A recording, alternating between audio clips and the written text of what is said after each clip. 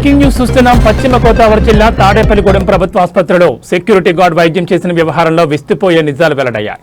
Security guard Nagaraju వైద్యం చేసిన విషయంలో కేవలం నాగరాజు పాత్రధారి మాత్రమేనని, సూత్రధారంతా డ్యూటీ డాక్టర్ రమ్య అని పక్కా ఆధారాలు రచ్చా మీడియా చేతికి చిక్కాయి. ఈ వ్యవహారం వెనుక ఎవరు ఉన్నారో అనే విషయంపై రచ్చా మీడియా సీసీ ఫుటేజ్ విజువల్స్ మీకు ఎక్స్క్లూజివ్గా అందిస్తోంది. పేషెంట్లకు శస్త్రచికిత్స చేసే వ్యవహారంలో ఆ సమయంలో డ్యూటీ డాక్టర్గా ఉన్న రమ్య అనే వైద్యురాలు ఆదేశాలతోనే సదరు నాగరాజు చికిత్స చేసినట్టుగా తెలుస్తోంది.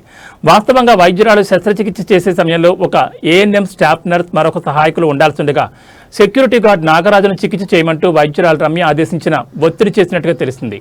ఆమె ఒత్తిడితోనే నాగరాజు శస్త్రచికిత్స చేసినట్లుగా సమాచారం.